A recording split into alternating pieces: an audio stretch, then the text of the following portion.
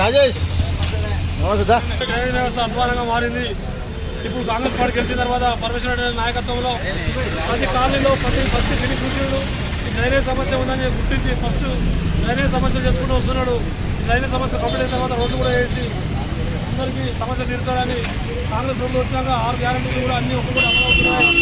దాంట్లో మిగిలిన కూడా కంప్లీట్ చేస్తారని రేవంత్ రెడ్డి గారు అందరికీ నమ్మకం కలిగిస్తున్నాడు. జై కాంగ్రెస్, జై కాంగ్రెస్.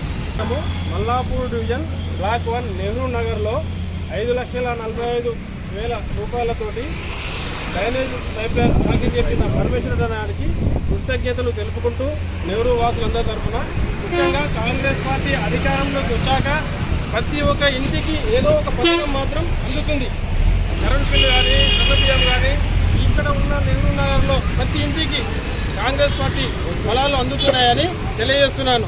రాబోయే రోజుల్లో కూడా మన నెహ్రూ నగర్ మన మల్లాపూర్ డివిజన్లో నెహ్రూ నగర్ కానీ అశోక్ నగర్ కానీ టోటల్గా ఇక్కడ డ్రైనేజ్ ప్రాబ్లం లేకుండా రేపు అధికారులతో మాట్లాడి పరమేశ్వర గారి ఆధ్వర్యంలో అన్ని సక్రమంగా చేసి ప్రజలకు అనుకూలంగా చేస్తామని మనవి చేస్తున్నాను.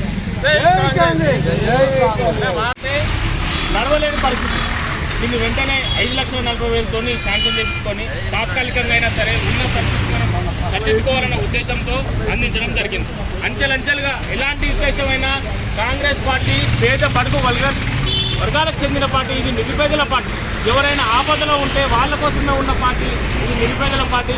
ఇందిరమ్మ ఆనాడు ఇందిరమ్మ నుంచి ఇవాళ రేవంత్ అన్న దాకా పేదల కోసమే ఉన్న పార్టీ కాంగ్రెస్ పార్టీ. ఇలా మనం చూసుకుంటున్నాం, సన్న బియ్యం కావచ్చు, మేము 6 పథకాలలో సన్న బియ్యం లేదు. ఇలా రేషన్ కార్డు కూడా 6 పథకాలలో లేదు. లేకున్నా నిరుపేద కుటుంబాలకు మేము కడుపు నిండా అన్నం పెట్టాలన్న ఉద్దేశంతో సన్న బియ్యం పథకం పెట్టిన మా నాయకుడు రేవంత్ అన్న అడుగుజాడల్లో పరమేశ్వరం నడుస్తూ ఇలా ఉప్పల్ నియోజకవర్గంలో ప్రతి ఒక్కరికి రేషన్ కార్డు ఇప్పిస్తూ ఇలా ముందుకు పోతున్నాం. రాబోయే రోజుల్లో